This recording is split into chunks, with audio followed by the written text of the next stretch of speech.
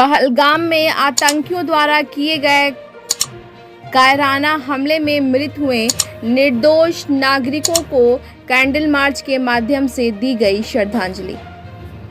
बीते दिनों जम्मू कश्मीर के पहलगाम हुए आतंकी हमले में निर्दोष नागरिकों की मृत्यु के उपरांत डेहरी विधानसभा क्षेत्र के भावी विधायक प्रत्याशी समीर कुमार के नेतृत्व में कैंडल मार्च का आयोजन किया गया। कैंडल मार्च सा आतंकवादियों के खिलाफ आक्रोश मार्च में बड़ी संख्या में लोग शामिल हुए। समीर ने इस घटना पर कड़ा विरोध दर्ज करते हुए इसे केंद्र सरकार की सुरक्षा व्यवस्था में लापरवाही बरतने का आरोप लगाया और कहा कि अजीब विडंबना है। पहलगाम में आतंकी घटना को लेकर हिंदुओं का गुस्सा ना ही सत्ता पर है, ना ही व्यवस्था पर, बल्कि मुसलमानों पर है। दरअसल वोट देकर हम लोग नेता के बजाय ईश्वर को चुनने लगे हैं। अब गॉड से ना ही सवाल पूछते हैं और ना ही नाराज होते हैं। समीर ने कहा कि पहलगाम में सैलानियों पर हुए आतंकी हमले के बाद लड़ाई हिंदुस्तान और पाकिस्तान के बीच छिड़नी चाहिए थी, लेकिन हमारे देश के चंद नेता और मीडिया मिलकर हिंदुस्तान में ही हिंदू मुस्लिम की जंग पहले छेड़ना चाह रहे हैं।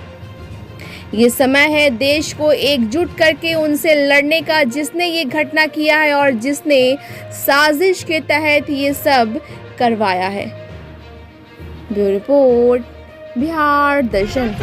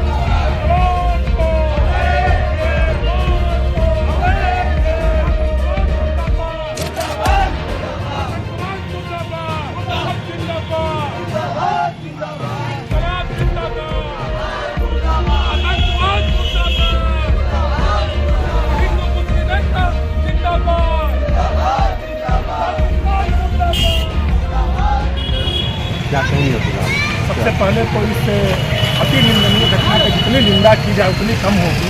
ये हृदयद्वारक घटना जो घटित हुई है बीते दिनों हमारे देश में, ये कहीं ना कहीं से पूरी तरह से केंद्र सरकार का नेटवर्क और कहीं ना कहीं से वहाँ पे जो कुछ ऐसे जो मिलिटेंट्स लोग हैं, जो मिलिटेंट्स से मिले हुए हैं, उन लोगों की नीची हरकतों के कारण हमारे निर्दोष नागरिकों की हत्याएं हुई।